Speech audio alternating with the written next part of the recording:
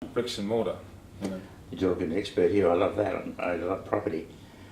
Slightly different subject is that Turnbull started about 2 months ago at the Westpac Bank, hitting them for taking advantage of their monopoly.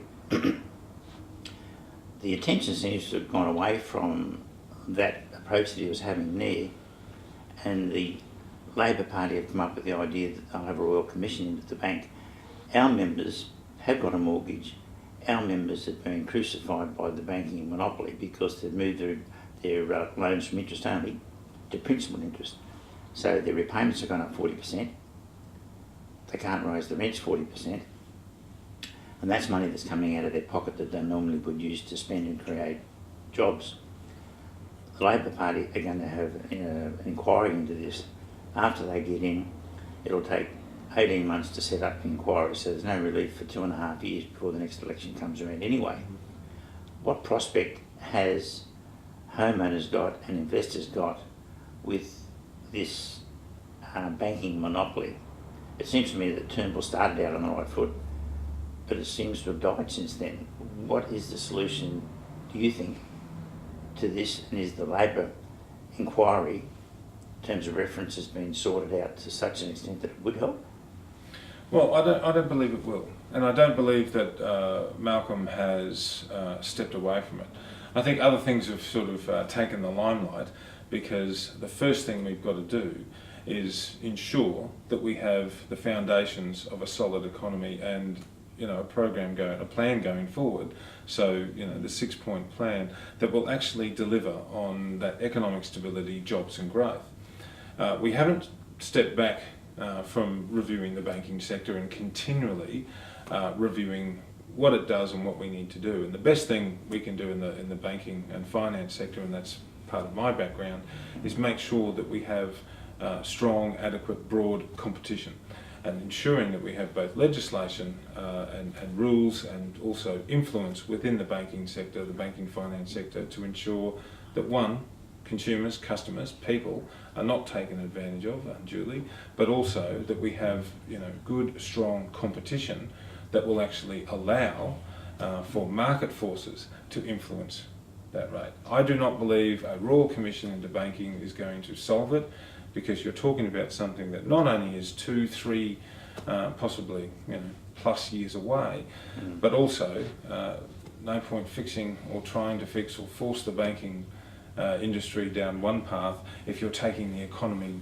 down another, and you've already taken, taken the guts out of property investment and property values. Well, we haven't seen the terms of reference of this Labor inquiry anyway to see that it's going to break up this monopoly. And our members quite regularly get the chart that shows the profit margin of our banking monopoly at the moment now compared to the profit margin they had over the last 20 years. And it's the highest now, despite the fact that rates are low. I'm hoping that Turnbull will continue his investigation of this as he started with Westpac.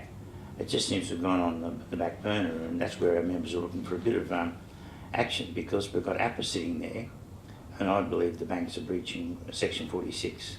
And APRA is the policeman to come in and help our members with this wide profit gouging at the wrong time. And of course, APRA is stoking the fire by encouraging the banks to get their tier capital up, not from their shareholders, which every other business would have to, but from increasing profit margins.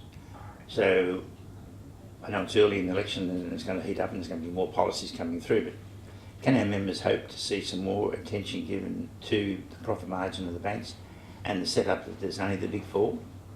Yeah, and look, we will look into that. That is, as I said, that has not gone off the table. It is not on the back burner. It's just that other issues, policies and so forth have taken over in the meantime.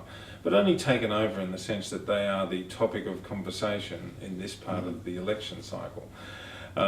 Because it is very much around making sure we have the foundation, the enablers for economic growth, stability and jobs.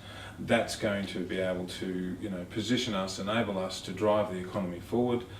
We are not going to forget about the review of the banking system, and always ensure that adequate, effective competition and rules are in place, but also that customers, the people, aren't being taken advantage of and price gouging and so forth. That will be on the agenda. That is something that will be continuously looked at. It doesn't require a Royal Commission that'll take 2-3 years to achieve, well, we don't know what. Well, prior to Rudd, our members had about 32 viable banks that we could go to get loans, and as a result, the profit margin was way down. Now it's really just the big five. Macquarie's in the mix there somewhere, and Rudd gave each of them $25 billion, I think, when we had the North American financial crisis. There was no global financial crisis. They used that money to gobble up the opposition. What action are the Liberals going to do to put that wrong right? Is there any move at all to alter this situation? Well, I can't go into any detail on that. It's something that, as I said, we will continue to review. You're aware of the problem? Yes, I am. And we are, as a government, the Malcolm Turnbull team is aware of it, and it is something that we do need to do something about. But I don't think going in with a sledgehammer or a threat of a sledgehammer is the answer, because all that does is, in effect, destroy industry. We saw that with the carbon tax. We saw that with the super profits tax. We saw that with the beef industry. Labor goes in with a sledgehammer and inadvertently or advertently destroys industry, destroys markets.